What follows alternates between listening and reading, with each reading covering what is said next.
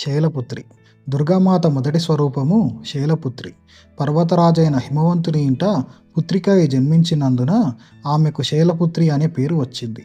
వృషభ వాహనురాలైన ఈ మాత కుడి చేతిలో త్రిశూలము, ఎడమ చేతిలో కమలముతో ఉంటుంది.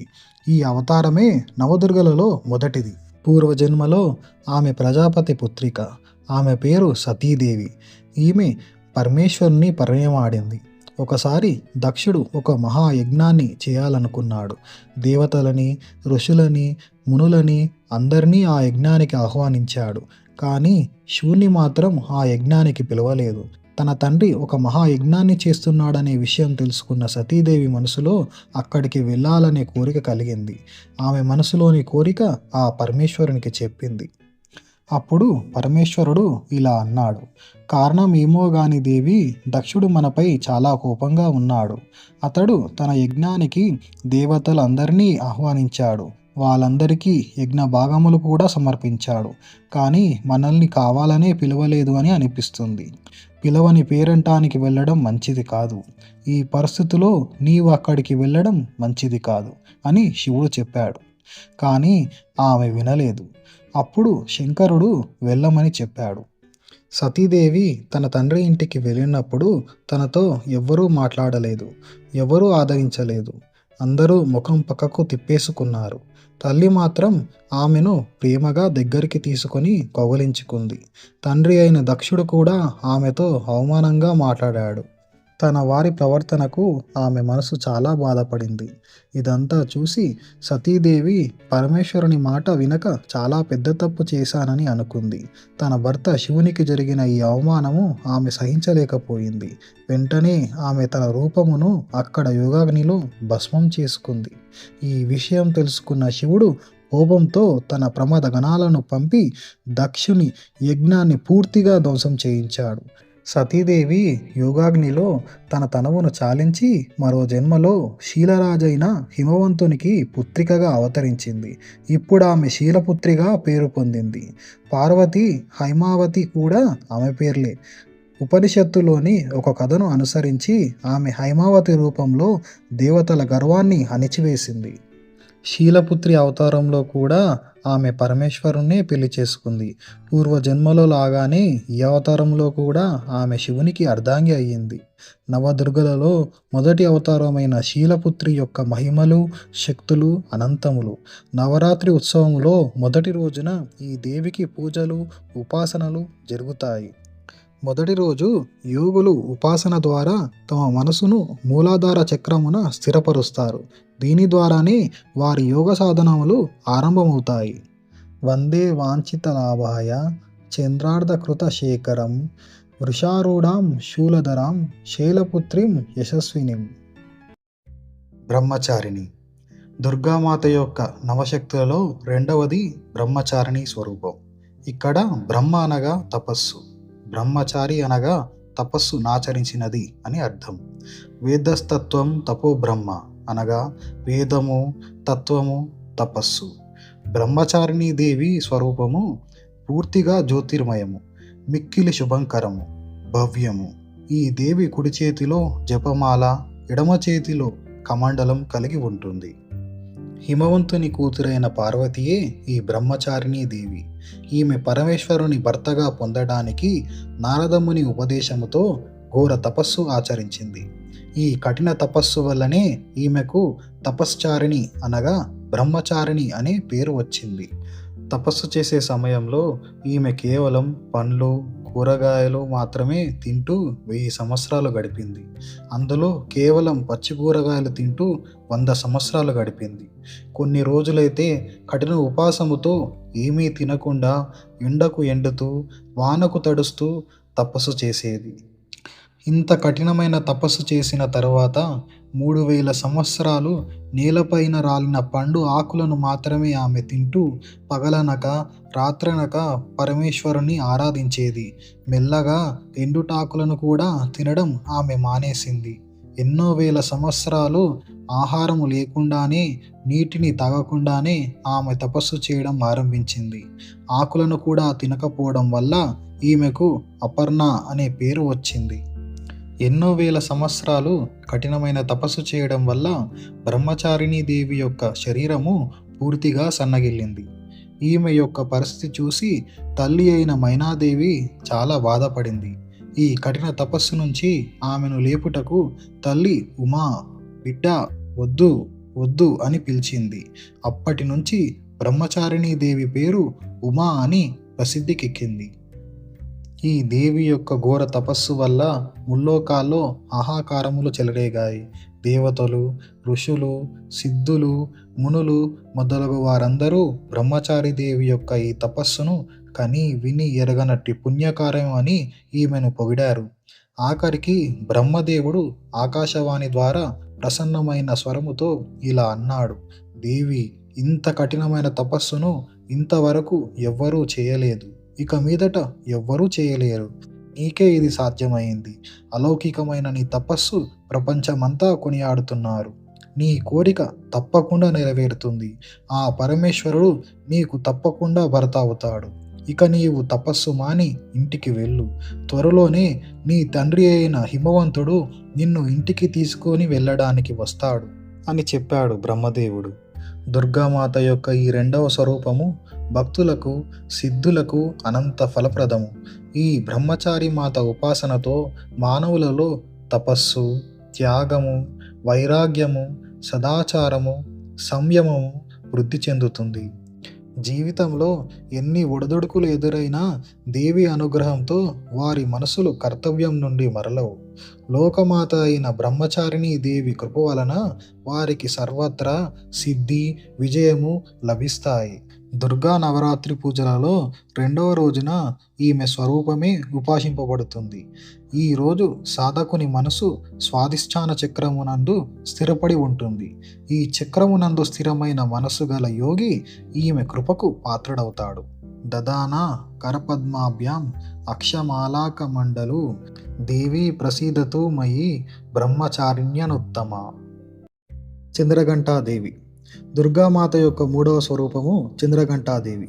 నవరాత్రుల్లో మూడవ రోజున ఈ స్వరూపానికే పూజలు జరుగుతాయి. ఈ స్వరూపము చాలా శాంతిప్రదము, కళ్యాణకరము.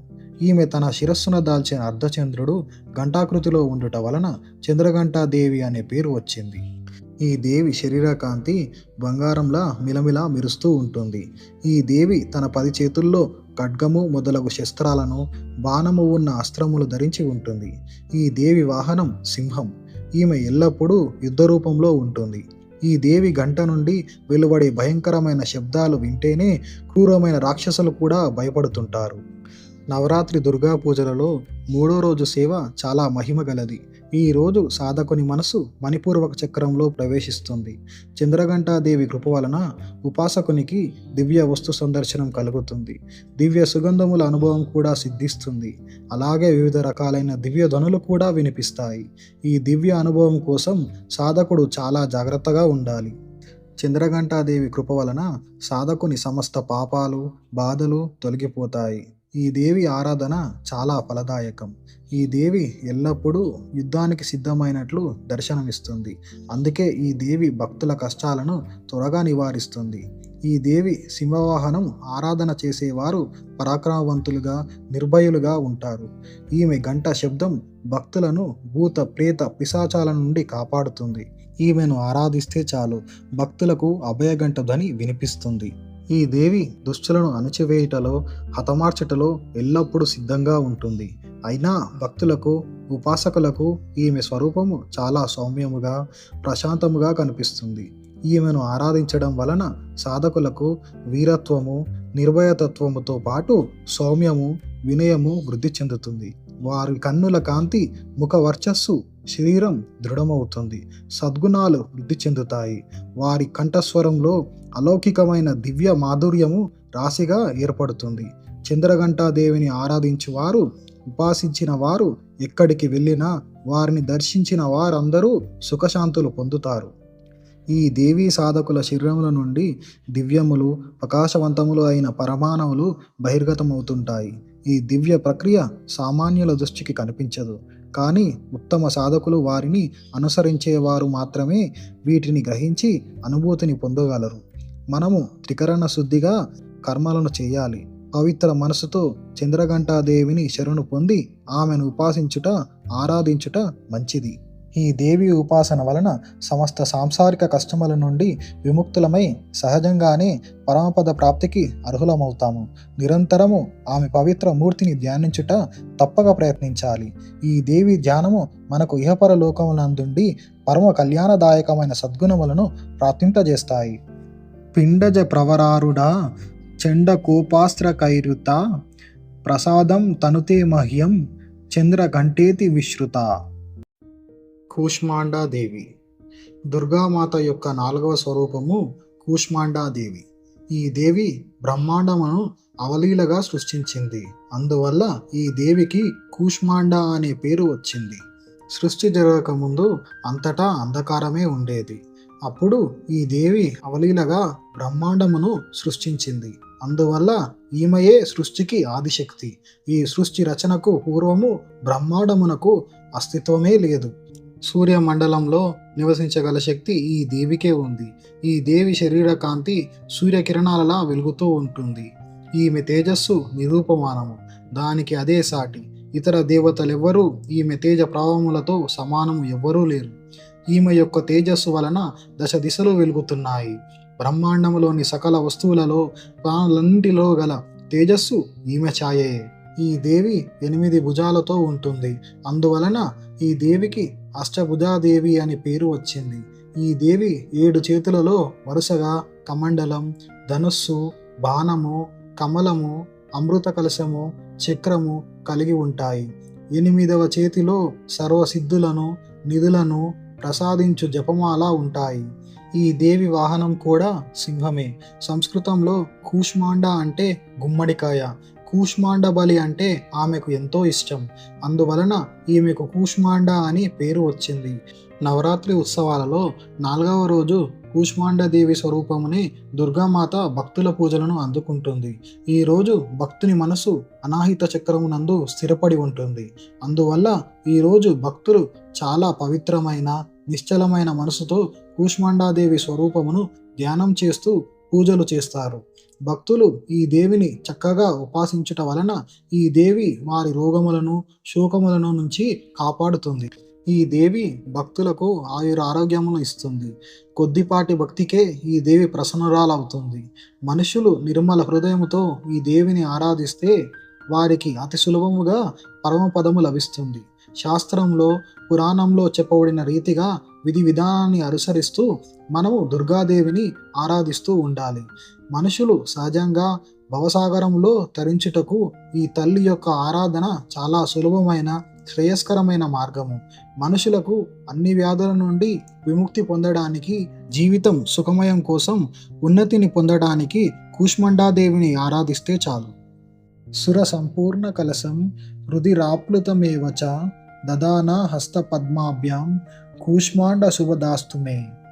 స్కందమాత దుర్గామాత యొక్క 5వ స్వరూపము స్కందమాత. స్కందుడనగా కుమారస్వామి. ఆయనకు కార్తికేయుడని మరో పేరు ఉంది. ప్రసిద్ధమైన దేవాసుర యుద్ధంలో ఈయన దేవతలకు సేనాధిపతిగా ఉన్నాడు. పురాణాల్లో ఈయన శక్తిధరుడని పేర్కొని ఈయన మహిమల్ని చెప్పబడ్డాయి. ఈ స్వామి మయూర వాహనుడు, అనగా నెమలి వాహనం అని అర్థం. స్కంద భగవానుడికి తల్లి అయినందువల్ల దుర్గాదేవి 5వ స్వరూపమునకు స్కందమాత అనే పేరు వచ్చింది. నవరాత్రి ఉత్సవాలలో 5వ రోజున ఈ స్వరూపముతోనే దుర్గామాత పూజలు అందుకుంటుంది. ఈ దేవి బాలస్కందుణ్ణి ఆమె ఒడిలో కూర్చోబెట్టుకొని ఉన్నట్లు ఉంటుంది. స్కందమాత చతుర్భుజంతో తన ఒడిలో ఉన్న స్కందుణ్ణి కుడి చేత్తో పట్టుకొని మరో కుడి చేత్తో పైకెత్తి పద్మాన్ని పట్టుకొని ఉంటుంది. ఎడం వైపున ఒక చేత్తో ఆశీర్వదిస్తూ మరో చేత్తో పద్మాన్ని పట్టుకొని ఉంటుంది. ఈ దేవి శ్వేతవర్ణ శోభిత. ఈ దేవి కమలాలపై ఉంటుంది. అందుకని పద్మాసనిగా ఈమెకు పేరు వచ్చింది. ఈమె వాహనం కూడా సింహమే. నవరాత్రి ఉత్సవాలలో 5వ రోజు పూజ చాలా ప్రత్యేకమైనది. దాని మహత్యము గురించి శాస్త్రంలో ఎన్నోసార్లు చెప్పబడింది. ఈరోజు సాధకుని మనసు విశుద్ధ చక్రంలో స్థిరపడి ఉంటుంది. ఈ విశుద్ధ చక్రంలో స్థిరమైన మనసు గల భక్తులకు లౌకిక ధోరణులు, చిత్తవృత్తులు కలుగుతాయి. అతను స్వచ్ఛమైన చైతన్య మార్గంలో ముందుకు వెళతాడు. అతని మనసు సమస్తమైన లౌకిక సంసార మాయాబంధం నుండి విముక్తుడవుతాడు. ఆ తరువాత పద్మాసనంలో ఉన్న స్కందమాత రూపంలో పూర్తిగా లీలమవుతాడు. ఈ సమయంలో సాధకుడు పూర్తి శ్రద్ధతో పూజలో ముందుకు సాగాలి. స్కందమాతను ఆరాధించడం వల్ల భక్తుల కోరికలన్నీ నెరవేరుతాయి. ఈ సమయంలోనే వారు అత్యున్నత శాంతిని, ఆనందాన్ని అనుభవిస్తారు. వారి కోసం మోక్షద్వారం ఎప్పుడూ తెరిచి ఉంటుంది. స్కందమాతకు చేసే పూజలు బాలస్కందునికి కూడా చేరుతాయి. ఈ దేవతను పూజించడంలో ఇదే ప్రత్యేకత. కాబట్టి భక్తులు స్కందమాతను పూజించడానికి ప్రత్యేక ధ్యానం కలిగి ఉండాలి. ఈ దేవి సూర్యమండలానికి అధిపతి కాబట్టి ఆమెను పూజించేవారు దైవిక తేజస్సుతో నిండి ఉంటారు. ఒక అతీంద్రియ ప్రకాశం అదృశ్యంగా వారిని ఎల్లప్పుడూ చుట్టుముడుతుంది. ఈ ప్రభావం వారి యోగక్షేమాలను నిర్ధారిస్తుంది. అందువల్ల మనం ఏకాగ్రతతో పవిత్రమైన మనసుతో స్కందమాతను ఆరాధించాలి.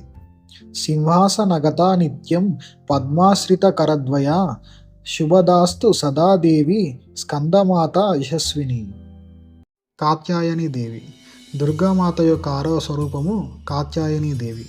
పూర్వము కథ అనే పేరుతో ఒక ప్రసిద్ధ మహర్షి ఉండేవాడు. అతని కుమారుడు కాత్య మహర్షి. ఈ కాత్యతకు చెందిన ప్రపంచ ప్రఖ్యాత ఋషి కాత్యాయనుడు. ఈ మహర్షి పరంబాదేవిని ఆరాధిస్తూ ఎన్నో సంవత్సరాలు కఠినమైన తపస్సు చేశాడు. దుర్గాదేవి పుత్రికగా తన ఇంట్లో జన్మించాలని అతని కోరిక. ఆ దేవి ఆయన ప్రార్థనను అంగీకరించింది. కొంతకాలమైన తర్వాత మహిషాసురుడు అనే రాక్షసుడు భూలోకంలో ఎన్నో అత్యాచారాలు చేస్తూ మనుషులను బాధపెడుతూ ఉండేవాడు. ఈ మహిషాసురుణ్ణి సంహరించడానికి బ్రహ్మ, విష్ణు, మహేశ్వరులు తమ శక్తుల అంశాలతో ఒక దేవిని సృష్టించారు. మొట్టమొదట కాత్యాయన మహర్షి ఆ దేవిని పూజించాడు. అందువల్ల ఈ దేవికి కాత్యాయని అనే పేరు వచ్చింది. ఈ దేవి కాత్యాయన మహర్షి ఇంట పుత్రికగా జన్మించిందని మరో కథ ఉంది. ఈ దేవి భాద్రపద బహుళ చతుర్దశి రోజు జన్మించింది. ఉత్తర భారత పంచాంగ సంప్రదాయాన్ని అనుసరించి ఆ రోజు అశ్వయుజ కృష్ణ చతుర్దశి. కృష్ణ భగవాను భర్తగా పొందడానికి గోకులంలో గోపికలందరూ యమునా నది తీరాన ఈ దేవినే పూజించేవాళ్ళు. ఈ దేవి గోకులానికి అధిష్టాతిగా వెలిసింది. ఈమె స్వరూపము దివ్యము, భవ్యము. ఈ దేవి శరీరకాంతి బంగారంలా తలతల మెరుస్తూ ఉంటుంది. ఈ దేవి 4 భుజాలతో విరాజిల్లుతూ ఉంటుంది. ఈ దేవి కుడి చేతిలో ఒకటి అభయముద్ర, మరొకటి పరముద్ర కలిగి ఉంటుంది. ఈ దేవి ఎడమ చేతిలో ఖడ్గము, వేరొక చేతిలో పద్మము శోభించి ఉంటుంది. ఈ దేవి వాహనం కూడా సింహమే. దుర్గా నవరాత్రులలో 6వ రోజున దుర్గాదేవి కాత్యాయని దేవి రూపంలో పూజింపబడుతుంది.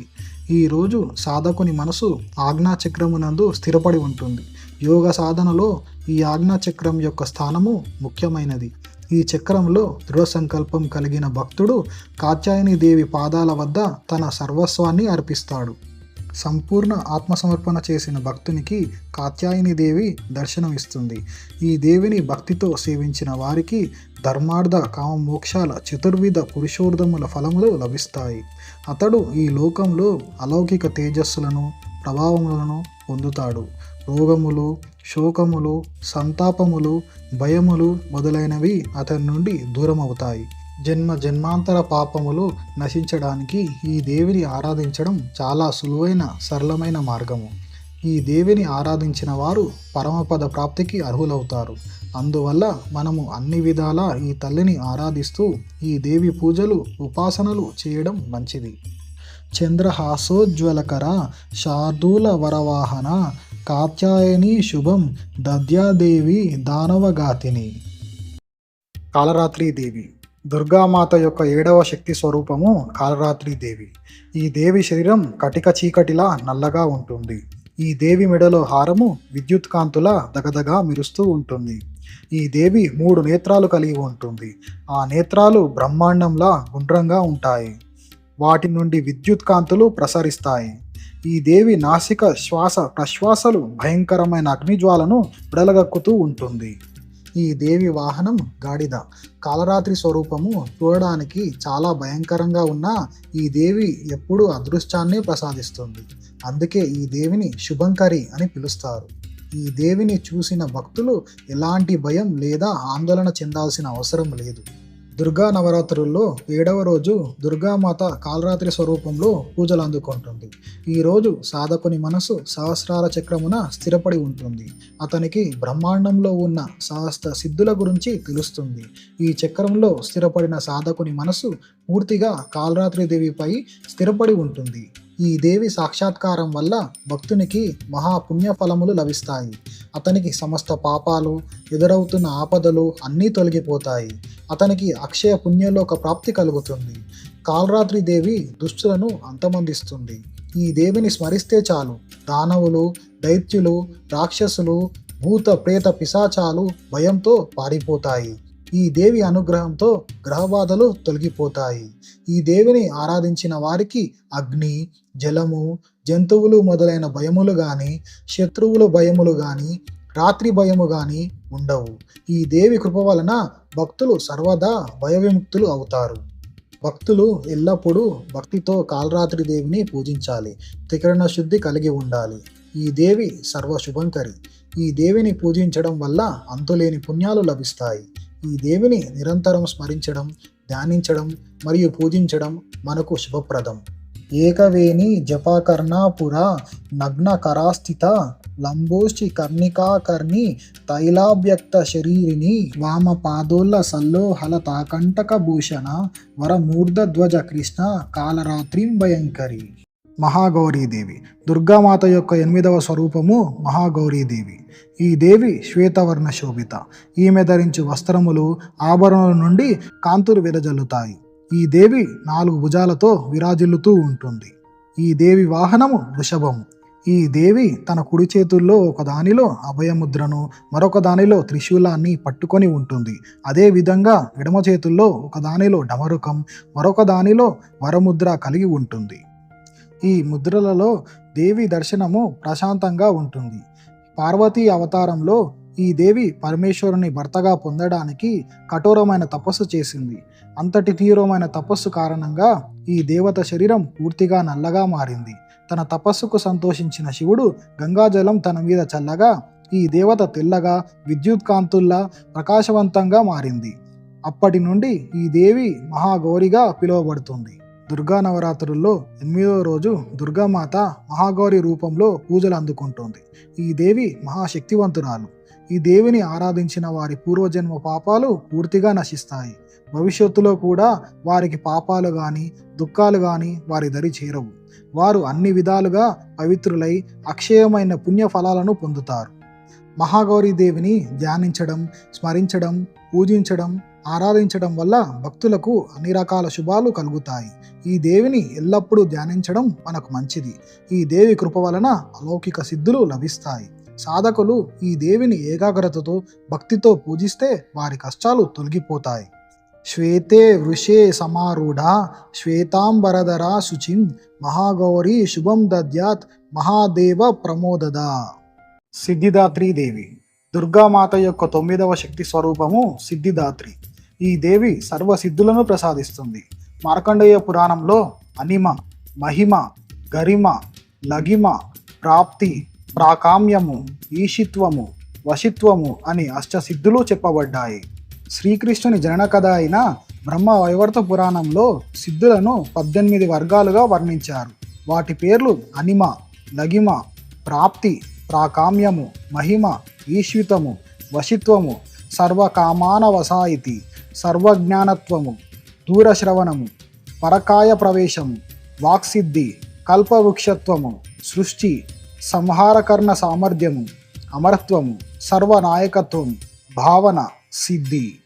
సిద్ధిదాత్రి దేవి తన భక్తులకు, ఋషులకు ఈ సిద్ధులన్నింటినీ ప్రసాదిస్తుంది.